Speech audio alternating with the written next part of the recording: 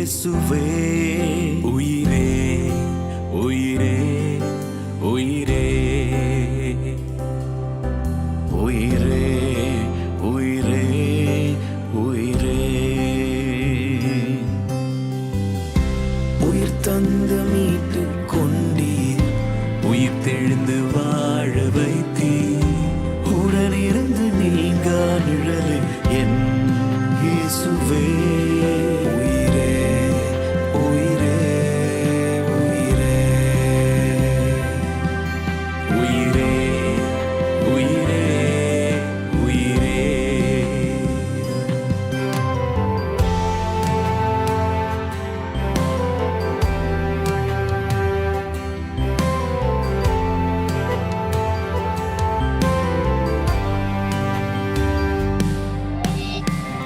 மறக்கப்பட்ட என்னை நினைத்து மறுவாழ்வு தந்தீரே மறக்கப்பட்ட என்னை நினைத்து மறுவாழ்வு தந்தீரே உம்மை நினைத்து என்னை கொடுத்தே உடல் நான் உயிர் நீரே உம்மை நினைத்து என்னை கொடுத்தே உடல் நான் உயிர் நீரே உயிர் தந்து மீட்டு கொண்டீர் உயிர் தெழுந்து வாழ வைத்தீர் உடனிருந்து நீங்கா நிழலே என் இயேசுவே உயிரே உயிரே உயிரே உயிரே உயிரே உயிரே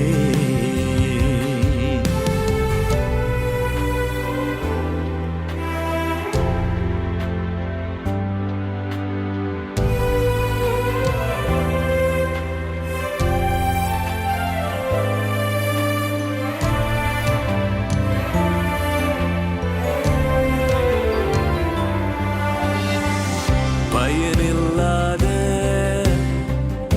என்னை எடுத்து குயவனே நீர் வனைந்தீரே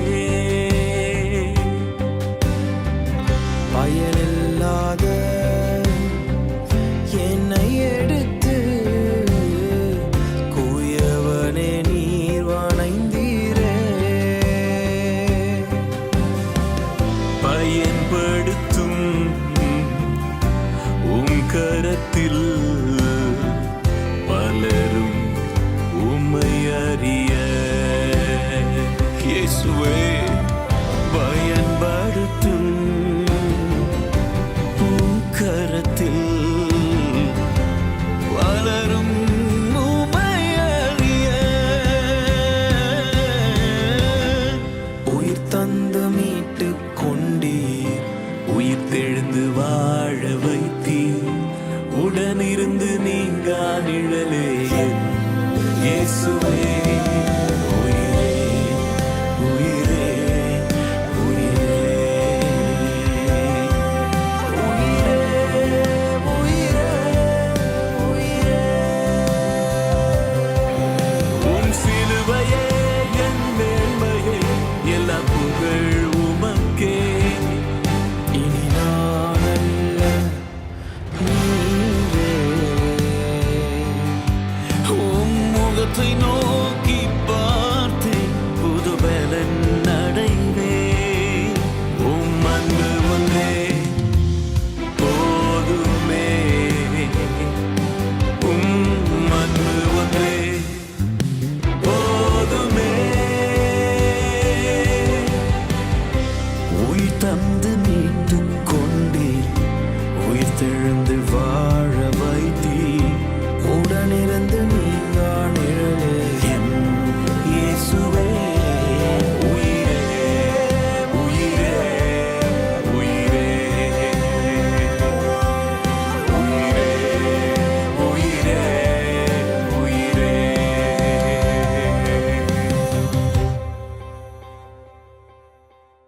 பிரைஸ் தி லார்ட். கர்த்தருடைய நாம மகிமைப்படுவதாக. கேர்செல் செய்தியை நம்ம வாரம் நம்ம தியானித்து வருகிறோம். கர்த்தர் நம்ம மத்தியில் அவருடைய சுகமளிக்கும் வல்லமை வெளிப்படுத்தி கொண்டு வந்திருக்கிறார். இயேசு செய்த அற்புதங்களும் அடையாளங்களும் என்ற தலைப்பில் அநேக செய்திகளை நம்ம தொடர்ந்து பார்த்து வந்தோம். இன்னிலேருந்து ஒரு புது சீரீஸை நம்ம துவங்க இருக்கிறோம். அப்போஸ்தலர்கள் மூலமாக ஆவியானவர் செய்த அற்புத அடையாளங்கள் என்கின்ற தலைப்பில் நாம் தொடர்ச்சியாக செய்தியை பார்க்க இருக்கிறோம். ஸோ இன்றைக்கு முதல் செய்தியாக அப்போஸ்தலர் 3ஆம் அதிகாரம் 1 முதல் 8 வசனங்களை நம்ம இந்த நேரத்தில் வாசிக்க கேட்போம். ஜெப வேளையாகிய 9ஆம் மணி நேரத்திலே பேதுருவும் யோவானும் தேவாலயத்துக்கு போனார்கள். அப்பொழுது தன் தாயின் வயிற்றிலிருந்து சப்பானியாய் பிறந்த ஒரு மனுஷனை சுமந்து கொண்டு வந்தார்கள். தேவாலயத்திலே பிரவேசிக்கிறவர்களிடத்தில் பிச்சை கேட்கும்படி நாடோறும் அவனை அலங்கார வாசல் எண்ணப்பட்ட தேவாலய வாசல் அண்டையிலே வைப்பார்கள். தேவாலயத்திலே பிரவேசிக்க போகிற பேதுருவையும் யோவானையும் அவன் கண்டு பிச்சை கேட்டான். பேதுருவும் யோவானும் அவனை உற்று பார்த்து, எங்களை நோக்கி பார் என்றார்கள். அவன் அவர்களிடத்தில் ஏதாகிலும் கிடைக்கும் என்று எண்ணி அவர்களை நோக்கி பார்த்தான். அப்பொழுது பேதுரு, வெள்ளியும் பொன்னும் என்னிடத்தில் இல்லை, என்னிடத்தில் உள்ளதை உனக்கு தருகிறேன். நசிரேனாகிய இயேசு கிறிஸ்துவின் நாமத்தினாலே நீ எழுந்து நட என்று சொல்லி வலது கையினால் அவனை பிடித்து தூக்கிவிட்டான். உடனே அவனுடைய கால்களும் கரடுகளும் பலன் கொண்டது. அவன் குதித்து எழுந்து நின்று நடந்தான். நடந்து குதித்து தேவனை துதித்து கொண்டு அவர்களுடனே கூட தேவாலயத்திற்குள் பிரவேசித்தான். இந்த சம்பவத்தில் நம்ம பார்க்கும்போது பரிசுத்த ஆவியானவரால் அபிஷேகம் பெற்றுக்கொண்ட பின்பு சீஷர்கள் செய்த முதல் அற்புதமாக வேதத்தில் நமக்கு எழுதப்பட்டிருக்கிறதை நாம் பார்க்கிறோம். அப்போ இந்த சம்பவத்திலேருந்து சில காரியங்களை நம்ம இன்னைக்கு தியானிக்க இருக்கிறோம். அப்போஸ்தலர் 3ஆம் அதிகாரம் 4-5 வசனத்தை நாம் இப்பொழுது மீண்டும் வாசிக்க கேட்கலாம். பேதுருவும் யோவானும் அவனை உற்று பார்த்து, எங்களை நோக்கி பார் என்றார்கள். அவன் அவர்களிடத்தில் ஏதாகிலும் கிடைக்கும் என்று எண்ணி அவர்களை நோக்கி பார்த்தான். அப்ப இந்த சம்பவத்தை நம்ம சிந்தித்து பார்க்கும் பொழுது தேவன் சீஷர்களை அபிஷேகத்தினால் நிறைத்து அற்புதங்களையும் அடையாளங்களையும் செய்யத்தக்கதான ஒரு வல்லமையை அவர்களுக்கு கொடுத்திருக்கிறதை நாம் பார்க்கிறோம். அப்ப இதே போல நாமும் பயன்பட வேண்டும் என்று தேவன் விரும்புகிறார். தேவனுடைய வல்லமையை நம்ம பெற்றுக்கொண்டிருக்கிறோம். பரிசுத்த ஆவியனுடைய அபிஷேகத்தை பெற்றுக்கொண்டு இருக்கிற நாமும் இப்படிப்பட்ட அற்புத அடையாளங்களை செய்ய முடியும். சுகமளிக்கும் வரம் என்று தேவன் பரிசுத்த ஆவியானவரால் நமக்கு ஒரு வரத்தையும் கொடுத்திருக்கிறார். சிலர் இந்த வரத்தை பெற்றுக்கொண்டு அதன் மூலமாக அவர்கள் செயல்பட முடியும். அதே நேரத்தில் பரிசுத்த ஆவியானவர் கொடுத்திருக்கிற விசுவாசம் என்கின்ற வரத்தை கொண்டு கூட நம்ம என்ன பண்ண முடியும்? இப்படிப்பட்ட சுகத்தை மற்றவங்களுக்கு நம்ம பெற்றுக் கொடுக்க முடியும். ஏனென்றால் நாம் விசுவாசித்து தேவனுடைய நாமத்தை, ஆண்டவராகிய இயேசு கிறிஸ்துவின் நாமத்தை நம்ம பயன்படுத்தும் போது தேவ ஆவியானுடைய வல்லமை நம் மூலமாக மற்றவர்களுக்கு அது நன்மையாக, அவர்கள் சுகத்தை பெற்றுக்கொள்ளும்படியாக அது கடந்து செல்கிறதாய் இருக்கிறது.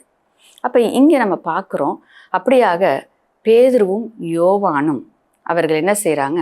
ஒரு சப்பானியை பார்த்தவுடன் அவர்களுக்கு தான்குள்ள தேவன் வைத்திருக்கிற அந்த அபிஷேகத்தை குறித்த ஒரு வெளிப்பாடு அவர்களுக்குள்ள இருந்துச்சு. தேவன் அந்த வல்லமை எனக்கு கொடுத்துருக்கிறார் அப்படின்ற நம்பிக்கை அவர்களுக்குள்ள இருந்துச்சு. அப்போ இந்த சப்பானி பிறந்ததுலேருந்து அவன் நடக்க முடியாதபடிக்கு அவன் இருக்கிறத நம்ம இந்த சம்பவத்தில் நம்ம பார்க்குறோம். அப்போ அவன் அப்படியாக தினமும் அங்கே வாசலில் கொண்டு வந்து வைக்கப்படுகிறான், திரும்ப கூட்டி கொண்டு போகப்படுகிறான். அப்போ தனியாக அவனால் எதுவும் செய்ய முடியாத ஒரு சூழ்நிலை, நகர முடியாத, மற்ற இடத்துக்கு நடந்து போக முடியாத ஒரு சூழ்நிலையில் அவன் இருக்கிறதை நாம் பார்க்கிறோம். அப்போ இப்படிப்பட்டவர்களுக்கு தேவனுடைய வல்லமை வெளிப்பட வேண்டும் என்பது தான் தேவனுடைய சித்தமாய் இருக்கிறது. தேவன் அதற்காக தான் நம்மை அபிஷேகித்திருக்கிறார். அவருடைய வல்லமையை நமக்கு கொடுத்திருக்கிறார், அவருடைய வரங்களை நமக்கு கொடுத்திருக்கிறார். மற்றவங்களுக்கு நாம் பிரயோஜனமாய் இருக்க வேண்டும் என்பதற்காக தான். இப்போ யோவானும் பேதுருவும் இவனை பார்த்தவுடன் தேவன் தங்களுக்கு கொடுத்திருக்கிற அந்த வரம், அந்த கிஃப்டை அவங்க என்ன பண்ணணும்? பயன்படுத்த வேண்டும் என்கின்ற அந்த ஆவியானுடைய உந்துதலை அவர்கள் கேட்டு அதன்படி அவர்கள் செயல்பட்டதை இந்த இடத்துல நம்ம பார்க்கிறோம். அப்போ முதலாவது அவங்க செய்த காரியம் என்ன? அப்படின்னு சொல்லிட்டு நம்ம பார்க்கும்போது அவங்க கண்களை உத்து பார்க்கும்படியாக சொன்னாங்க. அவர்களும் அவனுடைய கண்களை நோக்கி பார்த்தார்கள். அப்போ அந்த இடத்துல கண்கள் பார்க்கும்போது, கண்ணும் அதை பார்க்கும்போது அந்த இடத்துல என்ன ஆகுது, ஒரு ஐ கான்டாக்ட் அப்படின்னு சொல்லுவாங்க இல்லைங்களா. கண்ணோடு கண்ணு பார்க்கும்போது அந்த இடத்துல என்ன ஆகுது, சில நேரங்களில் நம்ம பார்க்குறோம், தூரத்தில் இருக்கும்போது கண்ணாலே சில காரியங்களை பேசுவாங்க. சில இன்ஃபர்மேஷனை ஒரு பரிமாற்றம் பண்ணக்கூடிய ஒரு தன்மை அந்த கண்ணுக்கு இருக்கிறத நம்ம பார்க்குறோம். இன்னும் நம்ம யோசித்து பார்த்தோம் அப்படின்னா, அந்த கண்களை பார்க்க வைத்து அந்த இன்னொரு மனிதர்களை கண்ட்ரோல் பண்ணுகிற அளவுக்கு கூட அந்த கண்கள் மூலமாக அப்படிப்பட்ட கிரியையை செய்ய முடியும் என்று நாம் அறிந்திருக்கிறோம். அப்போ இந்த இடத்துல நம்ம பார்க்கும்போது அந்த கண்களோடு கண்கள் பார்க்கும் பொழுது இவர்களுக்குள்ள இருந்த அந்த பரிசுத்த ஆவியானுடைய அந்த வல்லமை அவனுக்குள் பிரவேசித்து அவனை பலப்படுத்துகிறதை நாம் பார்க்கிறோம். அப்போ தேவ ஆவியானவர் அவர்களுக்குள்ள நிரம்பி இருந்தார். அப்போ அந்த கண்களினால் பார்க்கும் பொழுது அந்த ஆவியானுடைய வல்லமை அந்த மனிதனுக்குள் கடந்து சென்றது. நாமும் கூட நம்ம ஊழியத்தை செய்யும்போது தேவ ஆவியானவரால் நம்ம நிரப்பப்படும் போது நாம் கண்களை உற்று பார்ப்போம் என்றால் அவர்களுக்குள் நாம் கிரியை செய்ய முடியும். அந்த மனிதருக்குள்ளே இருக்கிற அந்த அசுத்த காரியங்கள் இல்லை பலவீனங்கள், சத்ரு வைத்திருக்கிற கட்டுகளை மேற்கொள்ளத்தக்கதாக அந்த கண்கள் ஒரு வாசலாக நமக்குள்ளே இருக்கிற அந்த பரிசுத்த ஆவியானவர் அவர்களுக்குள்ள கடந்து சென்று கிரியை செய்யும்படியான ஒரு வாசலாக அந்த கண்கள் இருக்கிறது. ஆகையால் இந்த காரியத்தில் நம்ம நினைவில் வைத்து நம்ம கிரியை செய்ய வேண்டும். அதே நேரத்தில் நாமும் ஜாக்கிரதையாக இருக்க வேண்டியது அவசியமாக இருக்குது. ஏன்னா கண்கள் நமக்கும் அது ஒரு வாசலாக இருக்குது. நாம் எதை பார்க்கிறோமோ அது நம்முடைய வாழ்க்கையை பாதிக்கக்கூடியதாய் இருக்கிறது. வாசிக்க கேட்கலாம். மத்தேயு 6ஆம் அதிகாரம் 22 மற்றும் 23ஆம் வசனம். கண்ணானது சரீரத்தின் விளக்காய் இருக்கிறது. உன் கண் தெளிவாய் இருந்தால் உன் சரீரம் முழுவதும் வெளிச்சமாய் இருக்கும். உன் கண் கெட்டதாய் இருந்தால் உன் சரீரம் முழுவதும் இருளாய் இருக்கும். இப்படி உன்னிலுள்ள வெளிச்சம் இருளாய் இருந்தால் அவ்விருள் எவ்வளவு அதிகமாய் இருக்கும். இந்த இடத்துல நம்ம பார்க்கும்போது கண் தான் சரீரத்துக்கு விளக்காய் இருக்கிறது. அப்போ கண்ணில் நம்ம என்ன பார்த்து அதை நம்மளோட மைண்டுக்குள்ளே, நம்மளோட இருதயத்துக்குள்ளே, நம்முடைய சரீரத்துக்குள்ளே நம்ம அலோவ் பண்ணுறோமோ அது என்ன பண்ணுது, அது ஆளுகை செய்கிறதா இருக்குது. முழு சரீரத்தையும் அது ஆளுகை செய்கிறதா இருக்கிறது. அப்போ நம்ம நல்லதை பார்த்தோம் அப்படின்னா அது நம்முடைய வாழ்க்கையை, நம்முடைய சிந்தனையை, நம்முடைய இருதயத்தை அது ஆளுகை செய்கிறது என்பதை நாம் இந்த இடத்துல புரிந்து கொள்ள முடிகிறது. அதே நேரத்தில் தீமையான காரியத்துக்கு நம்ம இடம் கொடுப்போம் என்றால், தீய காரியங்களை பார்ப்போம் என்றால், தேவையற்ற காரியங்களை பார்ப்போம் என்றால் அது நம்முடைய வாழ்க்கையை இருளடைய செய்கிறது என்று சொல்லி நம்ம பார்க்கிறோம். ஆகையால் இந்த இடத்துல நம்ம பார்க்கும்போது அந்த சீஷர்களுக்குள்ளே இருந்த அந்த ஒளி, பரிசுத்த ஆவியானுடைய வல்லமை அந்த மனிதனுக்குள்ளே இருந்த அந்த இருளாகிய அந்த பலவீனம், அந்த கட்டு அதை நொறுக்கி போட்டது. அப்போ வெளிச்சம் இவர்கள் மூலமாக அந்த மனிதனுக்குள்ளே கடந்து சென்றது. அப்போ அவனுக்குள்ள இந்த இருள் அவனை விட்டு விலகி சென்றது. நாமும் கூட விடுதலை பெற்றுக்கொள்ள வேண்டும் என்றால் அப்படியாக அபிஷேகம் நிறைந்த தேவ மனிதர்கள் நமக்கு ஊழியம் செய்யும் போது அந்த கண்களினால் பார்த்து அந்த கட்டளையை கொடுக்கும் பொழுது அந்த அவர்களுக்குள்ள இருக்கிற அந்த பரிசுத்த ஆவியானுடைய அபிஷேகம் நமக்குள்ள கடந்து வரும்போது அந்த வெளிச்சம், அது சுகமளிக்கக்கூடிய அந்த காரியம், விடுதலையை கொடுக்கக்கூடிய அந்த வல்லமை நமக்குள் கடந்து வந்து நாம் விடுதலையும் சுகத்தையும் பெற்றுக்கொள்கிற அனுபவத்தை நீங்கள் அனுபவித்திருந்திருக்கலாம். ஸோ இப்படிப்பட்ட கிரியையை தேவன் செய்ய விரும்புகிறார். அப்போ கண்களை நம்ம பரிசுத்தத்தை காத்து கொள்ள வேண்டும். அப்பொழுதுதான் நாம் மற்றவங்களுக்கு பிரயோஜனம் உள்ளவர்களாய் இருக்க முடியும், நாமும் நலமாய் வாழ முடியும். இன்னொரு வசனத்தையும் நம்ம வாசிக்க கேட்கலாம். 1 யோவான் 2ஆம் அதிகாரம் 16ஆம் வசனம். ஏனெனில் மாம்சத்தின் இச்சையும் கண்களின் இச்சையும் ஜீவனத்தின் பெருமையுமாகிய உலகத்தில் உள்ளவைகள் எல்லாம் பிதாவினால் உண்டானவைகள் அல்ல, அவைகள் உலகத்தினால் உண்டானவைகள். அப்போ இந்த இடத்துல நம்ம பார்க்கும்போது கண்களின் இச்சை அப்படின்ற வார்த்தையை நம்ம பார்க்குறோம். அப்போ இது எதனால் உண்டானதான்? பிதாவினால் உண்டானதல்ல, இது உலகத்தால் உண்டானது. அப்போ இந்த கண்கள் மூலமாக அந்த இச்சை என்ன பண்ணுது, நம்மளை இருளுக்குள்ளே நடத்தி செல்லுகிறது. அப்போ இந்த காரியத்துக்கு நம்ம ஜாக்கிரதையாய் இருக்க வேண்டும். இப்போ இந்த கண்களை நம்ம பாதுகாத்து கொள்ள வேண்டும். நம்ம எதை பார்க்குறோம், என்பதில் நம்ம ஜாக்கிரதை உள்ளவர்களாக நம்ம இருக்கணும். ஏனென்றால் நாம் பார்க்கிற காரியம் அது நம்மை பாதிக்கிறது என்பதை நாம் புரிந்து கொள்ள வேண்டும். இதில் என்ன இருக்குது, நான் இதை பார்க்குறேன், இதில் என்ன இருக்குது, இந்த தேவையற்ற காரியத்தை நான் பார்க்குறேன் அப்படின்ற எண்ணம் இருக்கக்கூடாது. அந்த பாவத்துக்குரிய காரியம், இந்த அருவருப்புக்குரிய காரியம், இந்த உலக பிரகாரமான அந்த காரியங்கள், இதை பார்ப்பதுனால எனக்கு என்ன ஆக போகுது அப்படின்னு நம்ம நினைக்கலாம். ஆனால் நீங்கள் பார்ப்பதின் மூலமாக அந்த உலகத்தின் ஆவி உங்களுக்குள்ளே கடந்து வருகிறது. அப்போ இதில் நீங்கள் ஜாக்கிரதையாக இருக்க வேண்டும். நாம் பார்க்கிறவைகள் பரிசுத்த ஆவியானவர் நமக்குள்ள கடந்து வரத்தக்கதாக காரியங்களை நாம் பார்க்க வேண்டும்.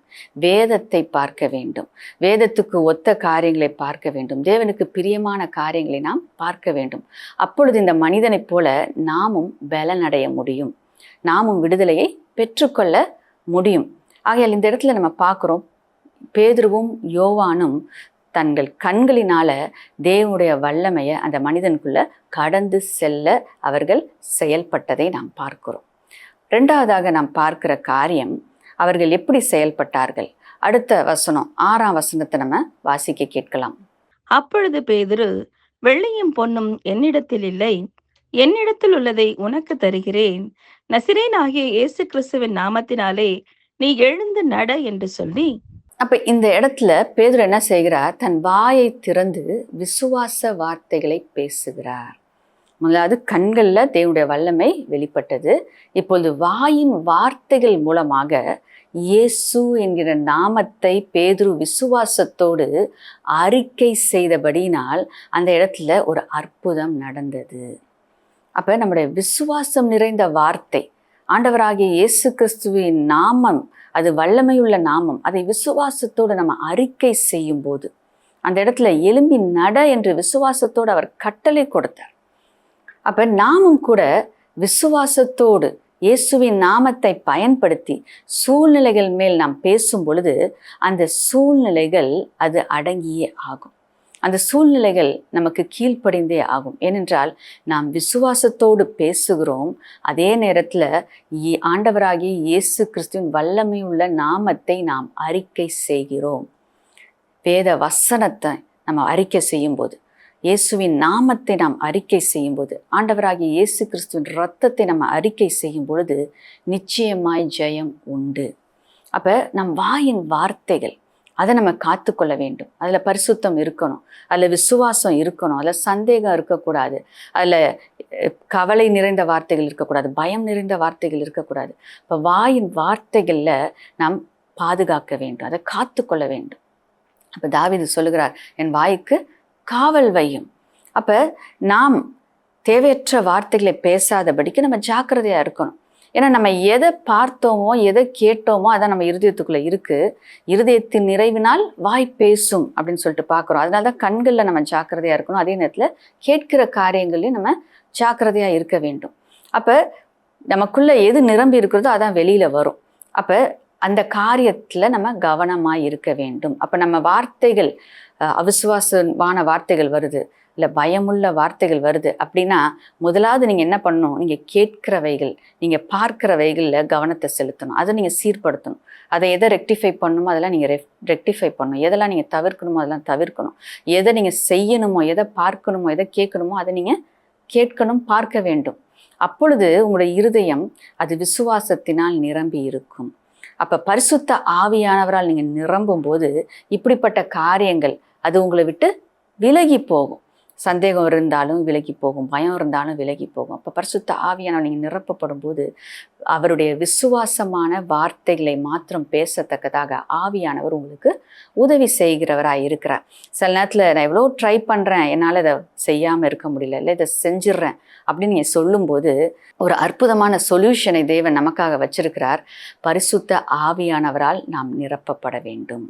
பரிசுத்த ஆவியானவரால் நம்ம நிரப்பப்படும் போது தேவன் அந்த காரியத்திலேருந்து ஒரு விடுதலையை நமக்கு கொடுப்பார். அப்போ நம்ம சிந்தனைகள் தெளிவாக இருக்கும், நம்முடைய யோசனைகள் கரெக்டாக இருக்கும், நம்முடைய வார்த்தைகளும் அது விசுவாசம் நிறைந்த வார்த்தைகளாய் இருக்கும்.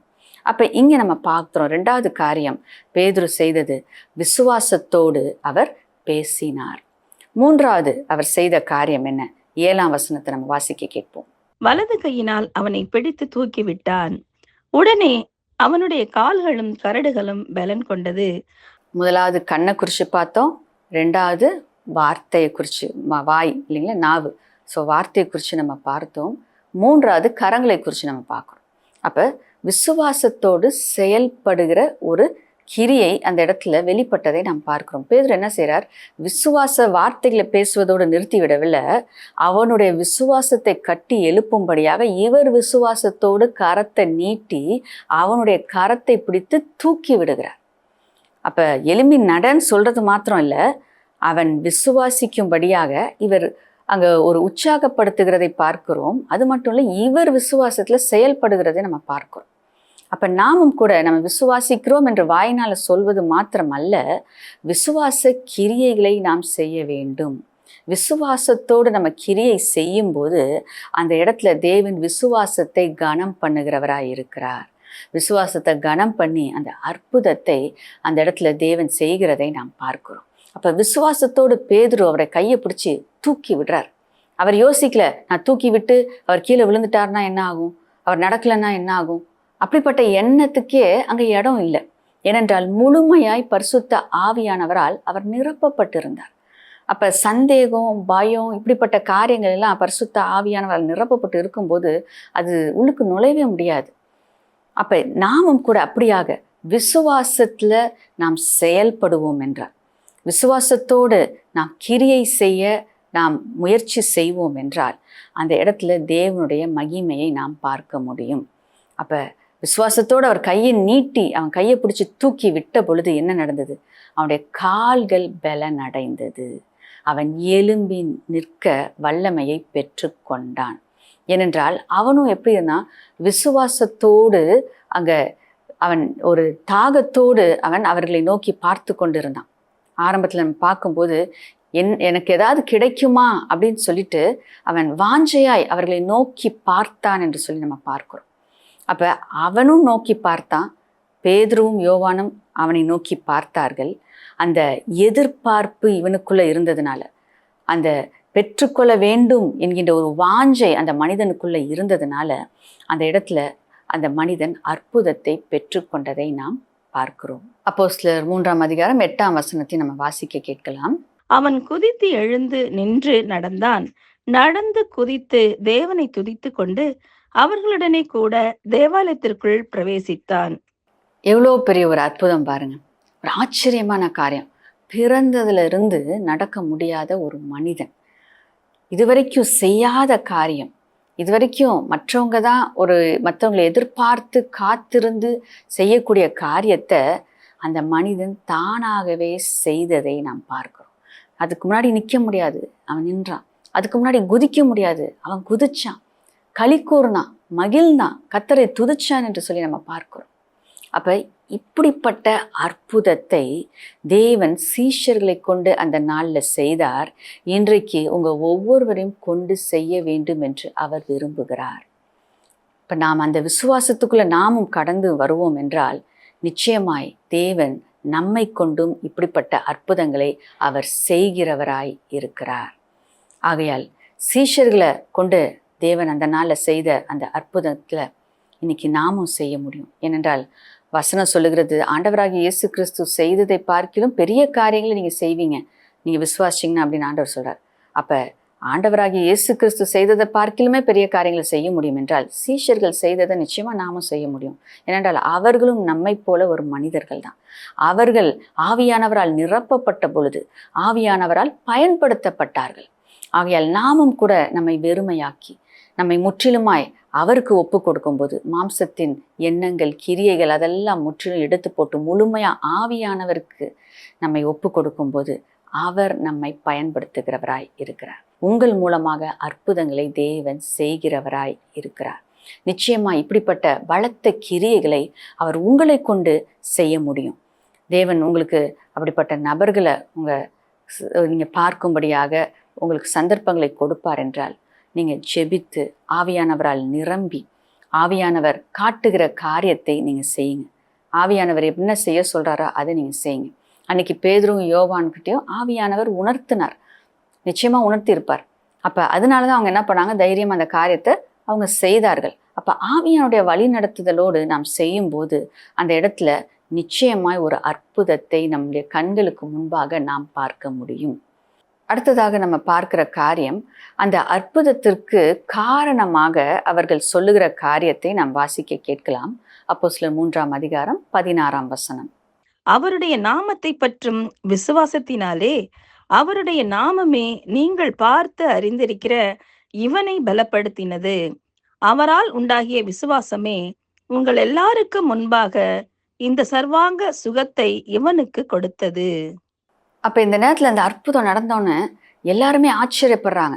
பேதுருவும் யோவானையும் பார்த்து எவ்வளோ பெரிய ஆட்கள் இவங்க அப்படின்னு சொல்லிட்டு பார்க்கிற அந்த நேரத்துல பேதுருவும் யோவானும் சொல்லுகிற காரியம், இந்த அற்புதத்திற்கு காரணம் ஆண்டவராகிய இயேசு கிறிஸ்து என்கின்ற வல்லமையான நாமமும் அந்த நாமத்தின் மேல் வைத்திருக்கிற அந்த விசுவாசமும் தான் இவனுக்கு இந்த பூரண சுகத்தை கொடுத்தது.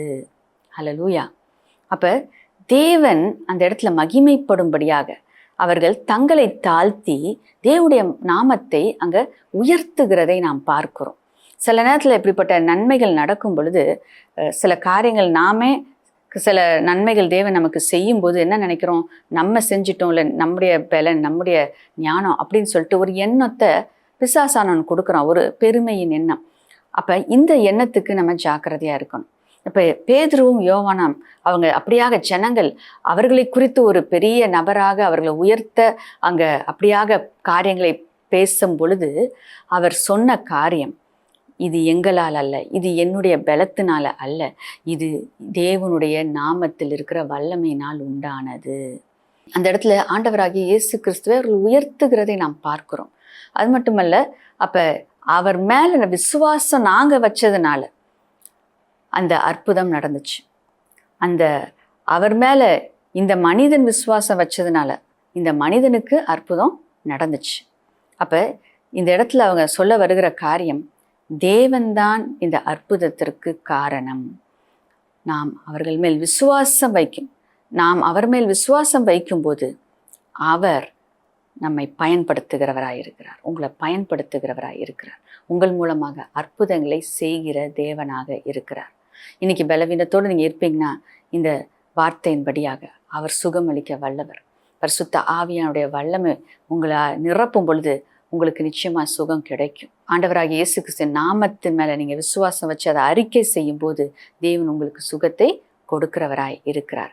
அதே நேரத்தில் மற்றவங்களுக்காக நீங்கள் விசுவாசித்து செயல்படும் போது நீங்கள் மற்றவங்களுக்கு ஆசீர்வாதமாய் மாறும்படியாக அந்த சுகமளிக்கும் வல்லமை உங்கள் மூலமாகவும் கிரியை செய்கிறதாய் இருக்கிறது. இப்போ நம்ம பார்க்கும்போது அவர்கள் அந்த இடத்துல தேவனுடைய நாமத்தை உயர்த்துறாங்க. அந்த மனிதன் சுகத்தை பெற்றுக்கொண்டான்.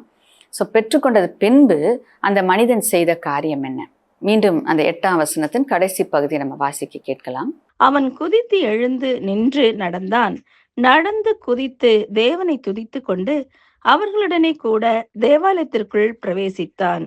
அப்ப நன்மையை பெற்றுக்கொண்ட அந்த மனிதன் தேவனை துதித்து கொண்டு, இவ்வளோ பெரிய அற்புதத்தை தேவன் எனக்கு செய்திருக்கிறார் என்கின்ற அந்த ஆச்சரியத்தோடு அந்த மகிழ்ச்சியோடு அவர் என்ன பண்றாரு, தேவனை துதித்து கொண்டே தேவாலயத்துக்குள்ள அவர்களோடு சென்றான் என்று சொல்லி நம்ம பார்க்கிறோம். அப்ப இந்த இடத்துல அந்த மனிதன் பெற்றுக்கொண்ட அந்த மனிதன் நன்றியோடு கூட தேவனுடைய ஆலயத்துக்குள்ள பிரவேசித்து தேவனை ஆராதித்ததை நாம் பார்க்கிறோம். அப்ப பேதுருவும் யோவானும் கூட அற்புதத்தை செய்துட்டு அவங்க என்ன பண்றாங்க, அவனோடு கூட இணைந்து அந்த ஆலயத்துக்குள்ள போய் தேவனை மகிமைப்படுத்துகிறார்கள், தேவனை ஆராதிக்கிறார்கள். சுகத்தை கொடுத்த அவர்களும் தேவ பிரசன்னத்துக்குள்ள சென்று தேவனுக்கு மகிமையை செலுத்தினார்கள். சுகத்தை பெற்றுக்கொண்ட அவனும் அவர்களோடு இணைந்து கொண்டு அவனும் தேவனை மகிமைப்படுத்தினான், தேவனை ஆராதித்தான் என்று சொல்லி நம்ம பார்க்கிறோம். அப்ப பிரதான நோக்கம் தேவன் நமக்கு விடுதலையை கொடுப்பது, இல்லை நம் மூலமாக மற்றவங்களுக்கு விடுதலையை கொடுப்பது எதற்காக? இன்னும் அதிகமாய் அவரை துதிப்பதற்காக, இன்னும் அதிகமாய் அவருக்கு மகிமையை செலுத்துவதற்காக, முக்கியமா அவரை ஆராதிப்பதற்காக. அவருடைய சமூகத்துக்கு நம்ம போகணும், அவருடைய பிரசன்னத்துக்கு நம்ம வரணும். சுகத்தை பெற்றுக்கொண்ட நீங்கள் தேவனுடைய ஆலயத்துக்கு வந்து அவருடைய சமூகத்துல நாட்டப்படுவது அவசியம், அவரை ஆராதிப்பது அவசியமா இருக்கிறது. அப்ப இந்த மனிதன் விடுதலை பெற்றுக்கொண்ட உடனே தேவாலயத்துக்கு வந்து தேவனை ஆராதித்ததை நாம் பார்க்கிறோம். நாமும் கூட தேவனுடைய சமூகத்துக்கு வரணும். சுகத்தை பெற்றுக்கொண்டவர்களாக இருந்தாலும் சரி, சுகத்தை பெற்றுக் கொடுக்கிறவர்களாக இருந்தாலும் சரி, தேவனுடைய ஆலயத்திற்கு வருவதை தேவன் எதிர்பார்க்கிறார். அங்கே வந்து நம்ம அவரை ஆராதிக்க வேண்டும். அதற்காக தான் அவர் இவ்வளோ காரியங்களை நமக்கு கொடுத்துருக்கிறார். அப்போ எப்பொழுதும், எல்லா நேரமும், எல்லா சந்தர்ப்பங்களிலும் நம்ம அவருடைய சமூகத்துக்கு வந்து அவரை ஆராதிக்க வேண்டும். வசனம் சொல்லுது, எபிரேயர் 10:25 வாசிக்க கேட்கலாம். சபை கூடி வருதலை சிலர் விட்டு விடுகிறது போல நாமும் விட்டுவிடாமல் ஒருவருக்கொருவர் புத்தி சொல்ல கடவோம். நாளானது சமீபித்து வருகிறதை எவ்வளவாய் பார்க்கிறீர்களோ அவ்வளவாய் புத்தி சொல்ல வேண்டும். அப்ப இங்க வசனம் தெளிவாய் சொல்லுகிறது, சிலர் சபை கூடி வருதலை விட்டு விடுகிறது போல நம்ம என்ன பண்ணக்கூடாது, விட்டுவிட கூடாது. ஒருவருக்கொருவர் நாம் புத்தி சொல்லி சபை கூடி வருதலுக்கு அவர்கள் வரும்படியாக நாம் உற்சாகப்படுத்த வேண்டும் என்று இந்த வசனம் சொல்லுகிறதை நாம் பார்க்கிறோம். அப்ப இந்த இடத்துல நாம் பார்க்கிற காரியம், நாம் ஒவ்வொருவரும் சபைக்கு கூடி வந்து அவரை ஆராதிக்க வேண்டும் என்பதுதான் தேவனுடைய திட்டமாய் இருக்கிறது. அதை தேவன் விரும்புகிறார், அதை தேவன் வாஞ்சிக்கிறார். எதற்காக அப்படின்னு பார்க்கும்போது, அவர் வந்து ஆராதனைக்கு பாத்திரவனா இருக்கிறார், அவரை நம்ம ஆராதிக்கணும். அது மாத்திரம் அல்ல, நம் தேவாலயத்துக்கு வரும் பொழுது, அவருடைய பிரசன்னத்துக்கு வரும் பொழுது, அவரை ஆராதிக்கும் போது நாம் பலன் அடைகிறோம், நாம் பாதுகாக்கப்படுகிறோம், அவருடைய நன்மையினால் நாம் திருப்தி ஆகுகிறோம். ஆகையால் நாம் ஆசீர்வதிக்கப்பட வேண்டும், நாம் பாதுகாப்பாக இருக்க வேண்டும் என்பதற்காக தேவன் நமக்கு இந்த சந்தர்ப்பத்தை ஏற்படுத்தி கொடுத்திருக்கிறார். ஆகையால் நாம் இந்த சந்தர்ப்பத்தை நாம் பயன்படுத்தி கொள்ள வேண்டும். நம்ம தேவாலயத்துக்கு நம்ம வரணும், வந்து அவரை ஆராதிக்கும் பொழுது, அவரை துதிக்கும் போது, அவரை உயர்த்தும் பொழுது, அவருக்கு மகிமையை நாம் செலுத்தும் பொழுது தேவ பிரசன்னத்தால் நாம் நிரப்பப்படுகிறோம். அதுவே நமக்கு ஆசீர்வாதமாய் இருக்கிறது. ஆகையால் சிலர் விட்டு விடுவதைப் போல, இதன் முக்கியத்துவத்தை அறியாமல் அவர்கள் விட்டு விடுவது போல நாம் இருக்கக்கூடாது. நம் குடும்பத்தினர் இருக்கக்கூடாது, நாம் அறிந்தவர்கள் அப்படி இருக்கக்கூடாது. அப்படி யாரா இருப்பாங்க அப்படின்னா நம்ம என்ன செய்யணும், அவர்களை உற்சாகப்படுத்த வேண்டும், அவர்களை சபைக்கு அழைத்து வர வேண்டும். கேர்சலுக்கு ஒரு நாள் யாரும் வரல அப்படின்னா நீங்கள் அவங்கள பாருங்க, விசாரிங்க, அவங்ககிட்ட ஃபோனில் பேசுங்க, என்கரேஜ் பண்ணுங்க, வர சொல்லுங்க. கேர்சலுக்கு வருகிறவர்கள் சபைக்கு வரணும், அங்கே சபைக்கு வந்து நாட்டப்படணும். அப்போ கேர்சலுக்கு மாத்திரம் வந்துட்டு இல்லாதபடிக்கு சபைக்கு வர, அங்கே அந்த முடவன் அவன் என்ன பண்ண, அந்த சப்பானி அவன் சுகத்தை பெற்றுக்கொண்ட உடனே தேவாலயத்துக்குள்ள அவன் வந்து தேவனை துதிக்கிறதை நாம் பார்க்கிறோம். இப்போ பாருங்க, இவ்வளோ நாள் வெளியில தான் இருந்தான், ஆனால் தேவன் அந்த மனிதனை உள்ளுக்கு கூட்டி சென்றார். இன்னைக்கு ஒருவேளை நீங்கள் வெளியில இருக்கலாம், ஆனால் தேவன் நீங்கள் ஆலயத்துக்குள் வந்து அவரை ஆராதிக்க வேண்டும் என்று அவர் விரும்புகிறார். நிச்சயமா அவர் உங்களை அழைத்து செல்ல அவர் திறந்த வாசலை வச்சிருக்கிறார். நாம் ஒரு தீர்மானத்தை எடுக்கணும். இன்னைக்கு நான் ஆண்டவருடைய ஆலயத்துக்கு நான் போகிறேன், நான் இது வரைக்கும் போகாமல் இருந்திருக்கலாம், இனி நீங்கள் போகிறேன்னு ஒரு தீர்மானம் எடுத்து கடந்து வாங்க. அதன் ஆசீர்வாதத்தை நிச்சயமாக நீங்கள் பார்ப்பீங்க. ஆகையால் இந்த முக்கியத்துவங்களை நாம் அறிந்து கொண்டு அதுக்கேற்றபடி நம்ம செயல்படும் போது அதன் ஆசீர்வாதத்தை, அதன் நன்மை, அதன் பலனை நம்முடைய வாழ்க்கையில் நிச்சயமாய் நாம் பார்க்க முடியும். கடைசியாக அதே அதிகாரத்தில் 9 முதல் 12 வரைக்கும் நம்ம வாசிக்க கேட்போம். அவன் நடக்கிறதையும் தேவனை துதிக்கிறதையும் ஜனங்கள் எல்லாரும் கண்டு, தேவாலயத்தின் அலங்கார வாசலண்டையிலே பிச்சை கேட்க உட்கார்ந்திருந்தவன் எவன்தான் என்று அறிந்து அவனுக்கு சம்பவித்ததை குறித்து மிகவும் ஆச்சரியப்பட்டு பிரமித்தார்கள்.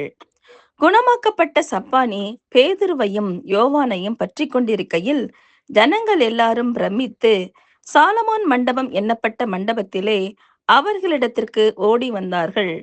பேதுரு அதை கண்டு ஜனங்களை நோக்கி, இஸ்ரவேலரே, இதை குறித்து நீங்கள் ஆச்சரியப்படுகிறது என்ன?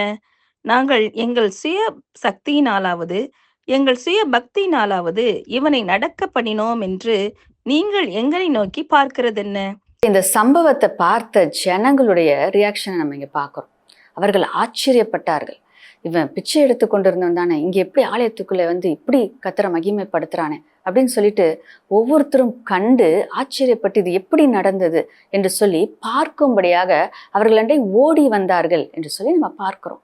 அப்ப அந்த ஜனங்கள் அவர்கள் இது எதனால ஆச்சு, இது எப்படி ஆச்சு அப்படின்னு சொல்லிட்டு அறிந்து கொள்ளும்படியாக ஒரு வாஞ்சையோடு அவன் அண்டை ஓடி வந்து இது உண்மைதானா, உண்மையாவே அவன் இப்படி நடக்கிறானா அப்படின்னு சொல்லிட்டு தன் கண்களால் பார்க்கும்படியாக, உத்து பார்க்கும்படியாக, பக்கத்துல வந்து அதை உறுதிப்படுத்தி கொள்ளும்படியாக இந்த ஆச்சரியமான கிரியையை நான் கண்கூடாய் பார்க்க வேண்டும் என்று சொல்லி அநேக ஜனங்கள் அந்த இடத்துல ஓடி வந்து அங்க பார்க்கிறதை நாம் பார்க்கிறோம். அப்ப இப்ப என்ன ஆகுது, ஜனங்களுடைய இருதயம் சுவிசேஷத்திற்கு திறக்கப்படுகிறது. இப்படிப்பட்ட ஒரு அற்புதத்தை தேவன் செய்யும் பொழுது அவருடைய இருதயத்தை தேவன் திறக்கிறார். தேவனுடைய வார்த்தை அந்த நேரத்துல நம்ம பேச வேண்டும், அவர்களுக்கு சுவிசேஷத்தை நம்ம சொல்லணும். பேதுரு அந்த சந்தர்ப்பத்தை அவர் பயன்படுத்தி கொண்டதை நாம் பார்க்கிறோம்.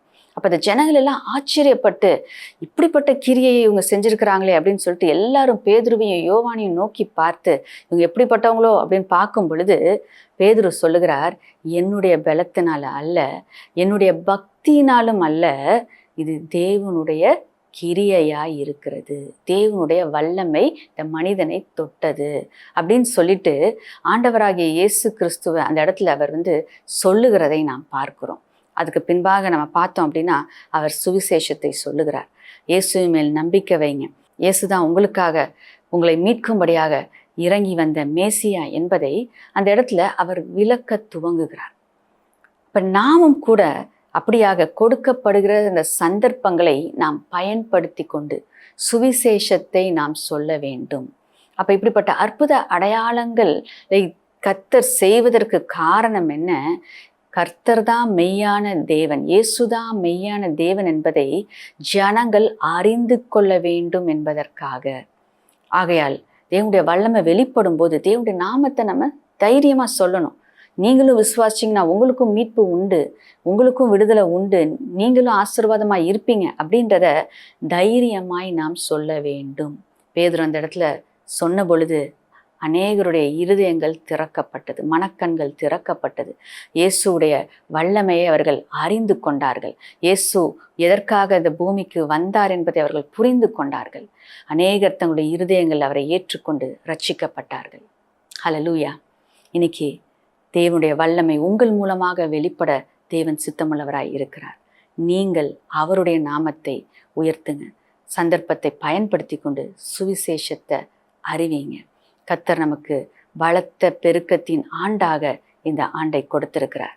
ஏசாயா 60:22 இந்த வாக்கு தத்தத்தை நாம் சுகந்தரித்துக் கொள்வோமாக. வாசிக்க கேட்கலாம். சின்னவன் 1000 சிறியவன் பலத்த ஜாதியும் ஆவான். கர்த்தராகிய நான் ஏற்ற காலத்தில் இதை தீவிரமாய் நடப்பிப்பேன். அமேன். அல்லேலூயா. ஆயிரங்களாய் தேவன் பெருகும்படியாக அவர் விரும்புகிறார். ஆகையால் நாம் எழும்பி செயல்படுவோம். அறுவடை ஆயத்தமாய் இருக்கிறது. ஆகையால் பலத்த பெருக்கத்தை விசுவாசத்தோடு செயல்பட்டு நாம் பெற்றுக்கொள்வோமாக. நாம் கண்களை மூடி ஆண்டவரை நோக்கி நம்ம பார்க்கலாமா? ஸ்தோத்திரம் அப்பா, உமக்கு நன்றி செலுத்துகிறோம் ராஜா. அப்பா, நீர் கர்த்தாவே எங்களை கொண்டும் அற்புதத்தை செய்ய வல்லவராய் இருக்கிறீரே. அப்பா, நாங்கள் எங்களை தாழ்த்துகிறோம். பேதுரு சொன்னார், என்னால ஒண்ணுமே இல்லை, என்னுடைய பலன் இல்லை, என்னுடைய பக்தி இல்லை. அப்பா, எல்லாம் தேவனால் ஆனது, இயேசு என்கிற நாமத்தில் இருக்கிற வல்லமையினால் ஆனது, அவர் மேலுள்ள விசுவாசத்தினால் ஆனது என்று சொல்லி அவர் அறிக்கை செய்து கொண்டே இருந்தாரே. அதே போல ராஜா, நாங்களும் அப்பா முற்றிலுமாய் உங்களை சார்ந்து கொண்டு உங்க மீது நம்பிக்கை வைத்து இயேசுவின் நாமத்தை விசுவாசத்தோடு அறிக்கை செய்து விசுவாசத்தோடு செயல்பட்டு அநேகரை மீட்டு எடுக்கத்தக்கதான அந்த அபிஷேகத்தினால இப்பொழுது ஒவ்வொருவரையும் நீர் நிரப்புவீராக. ஒரு தைரியம் உண்டாகட்டும். ஆவியானவர் இருக்கிற இடத்துல விசுவாசம் உண்டு, பலன் உண்டு. ஆவியானவர் இப்பொழுது நீர் ஒவ்வொருவரையும் நிரப்புவீராக. இருள் இருக்க முடியாது. ஆவியானவரே, நீர் ஒவ்வொருவரையும் வல்லமையினால் ஆவியினால சுகமளிக்கும் வல்லமையினால நிரப்பி அப்பா கத்தாவே பலவீனத்துல இருக்கிறவர்களை தொட்டு சுகப்படுத்தி அப்பா கத்தாவே ஜெபிக்கிற வாஞ்சையோடு கேட்கிற ஒவ்வொருவரும் வல்லமையினால் நிறைத்து நீர் பயன்படுத்த துவங்குவீராக. அவர்கள் ஜெபிக்கும் போது அற்புதங்கள் நடக்கட்டும். அவர்கள் கைகளை வைக்கும் போது பிணியாளிகள் விடுதலையை பெறட்டும். அப்பா விசுவாசத்தோடு அவர்கள் செயல்படும் போது அற்புதங்கள் நடக்கட்டும். அப்பா விசுவாச வார்த்தைகளை அவர்கள் பேசும் பொழுது இயேசுவின் நாமத்தினால சூழ்நிலையை பார்த்து கட்டளை கொடுக்கும் பொழுது அது அப்படியே ஆகட்டும் ராஜா. நீர் கத்தாவே அப்படிப்பட்ட வல்லமையினால ஒவ்வொருவரையும் இந்த நாளில் நீங்க நிரப்பி இருக்கிறதற்காக நாங்கள் நன்றி சொல்லுகிறோம். அப்பா கத்தாவே நாங்கள் பெற்றுக்கொள்ளும் போது அப்பா முற்றிலுமாய் மகிமையை உமக்கே செலுத்துகிற கிருபையை நீர் கொடுப்பீராக. அப்பா நீர்தான் அது காரணம் என்பதை அந்த இடத்துல அறிக்கை செய்ய உதவி செய்யுங்க. அப்பா ஜனங்கள் மத்தியில சுவிசேஷத்தை பிரசங்கிக்கிற கிருபையை கொடுங்க. இருதயம் திறக்கப்பட்டு இருக்கும் பொழுது அப்பா விதையை விதைக்கத்தக்கதாக அப்பா ஒவ்வொருவருக்கும் நீர் உதவி செய்வீராக என்று நாங்கள் ஜெபிக்கிறோம். அப்பா உம்மீது விசுவாசம் வைத்து செயல்படுகிற ஒவ்வொருவரையும் நீர் பயன்படுத்துவீராக. அவர்கள் மூலமாக அற்புதங்களும் அடையாளங்களும் நடக்கட்டும். அநேக ஆத்துமாக்கள் ரட்சிக்கப்படட்டும்.